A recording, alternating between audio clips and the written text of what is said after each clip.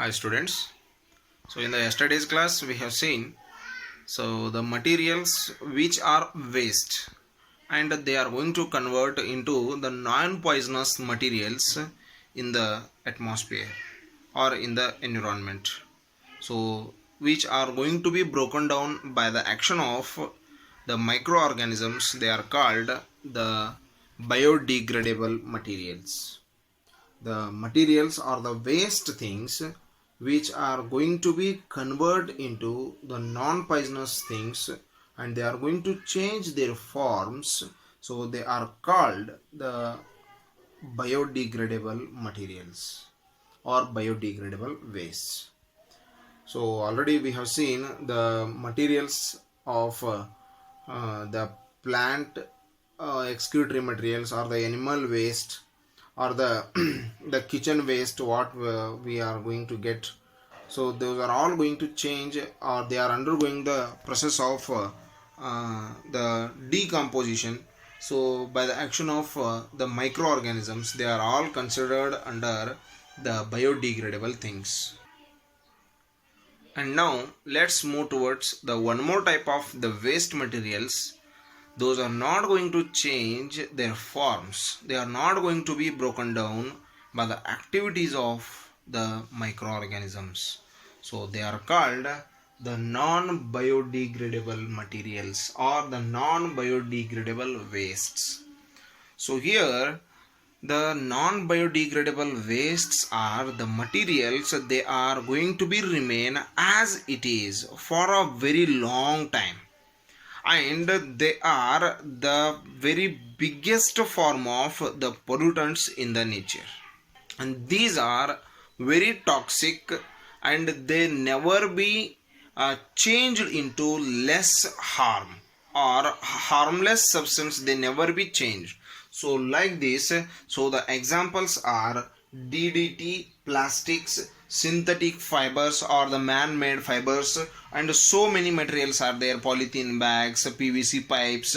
So all these comes under the non-biodegradable materials. So this is dichloro diphenyl trichloroethane. So that is the waste material or the waste toxic substance that will remain as it is for a very long years.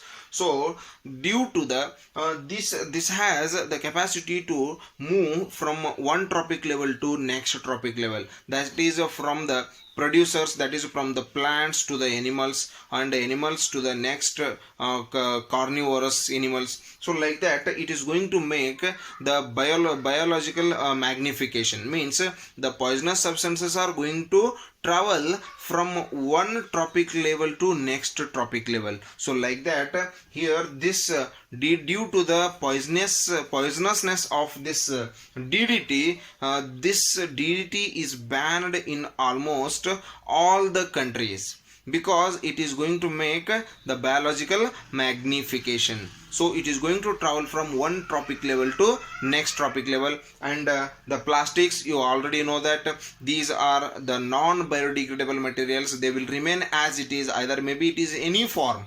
So there are so many forms of plastics are there, polythene bags are there, PVC pipes are there, and so many forms are there of this plastic. So they will remain as it is for a very long time. And the synthetic fibers, so instead of using the natural fibers, now we are moving towards the synthetic fibers. They will also made by many type of the chemicals. So they are also going to be remain in the nature for the long time as the pollutants. So these are going to remain for a very long time, and they will create a much more pollutness, or the they will be considered as the pollutants of ever, because they are not going to change their form. They are not going under the process of the breaking process by the action of the microorganisms. That's why these are considered as the non-biodegradable wastes are the materials. So by doing one simple experiment, so you can confirm what kind of materials are biodegradable and what are the non-biodegradable. So in the take one plastic bucket, so just you can put some of the waste materials what are going to be produced in your home in your daily life. So like the kitchen waste, the fruit waste materials and the milk bags or milk covers or the plastic materials in which you are going to bring some materials from the market, and newspaper, and your shoes, waste shoes or chappals. So if you are going to put in one bucket all these things, after 2-3 days or after 1 week, confirmly you will able to decide that what are the biodegradable materials and what are non-biodegradable materials, because some of those, so like the kitchen waste and fruit waste materials and the paper, so that will be, and jute materials, they will be start to collapse, they will start to spoil, and they are going to produce some bad smell.